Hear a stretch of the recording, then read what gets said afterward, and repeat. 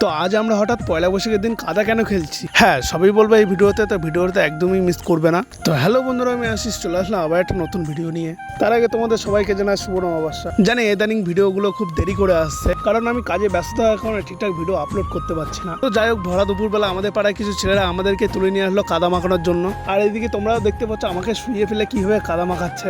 আর এরা এমনভাবে কাদা মাখাইছে যে আমার চোখে কাদা চলে গেছে, তাই ঝটপট চলে গেলাম হাত মুখ ধুতে। হাত মুখ ধুয়ে এসে দেখলাম আমার মতো কয়েকজনকে বাড়ি থেকে তুলে নিয়ে এসে কাদা মাখিয়ে দিচ্ছে। আর কি কারণে আমাদের এখানে কাদা খেলা হচ্ছে সেটাও তোমাদেরকে একবার জানিয়ে দিই। তো তোমরা সবাই জানো গতকাল ছিল নীল পুজো, আজ হলো পয়লা বৈশাখ। এই নীল পুজোর পরের দিনে আমাদের এখানে এই কাদা খেলাটা হয়ে থাকে। তো পাড়ায় যত লোক আছে তাদেরকে এইভাবে বাড়ি থেকে তুলে নিয়ে এসে আমরা এই কাদা খেলা করি। আর এর মধ্যে আমি ঠিক করলাম যে আমিও দেখতে যাবো পাড়ায় এখনো কে কে এখনো কাদা মাখিনি।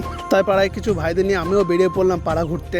যেতে যেতে শুনলাম এইবারই এক ভাই এখনো কাদা মাখিনি, তাই ভাইটাকে ঘরের থেকে বাইরে বার করে কাঁধে করে তুলে নিয়ে চলে আসলাম আমাদের কাদা জলে। এখানে এসে ভাইটিকে ভালো করে কাদা মাখিয়ে দিলাম। আর এই দেখতে পাচ্ছ পাড়ায় কিছু মেয়েদেরকে তুলে নিয়ে এসে কাদা মাখানো হচ্ছে। আর এখানে দেখলাম যে পাড়ায় কিছু মহিলারা আমার মামাকে তুলে নিয়ে এসে ভালো করে কাদা জল মাখিয়ে দিল। আর এই কাদা খেলতে খেলতে অনেকটাই বেলা হয়ে গেছে, তাই এখন যাবো স্নান করতে। আর তোমরা কমেন্ট করে জানাও তোমাদের কাছে ভিডিওটি কেমন লেগেছে।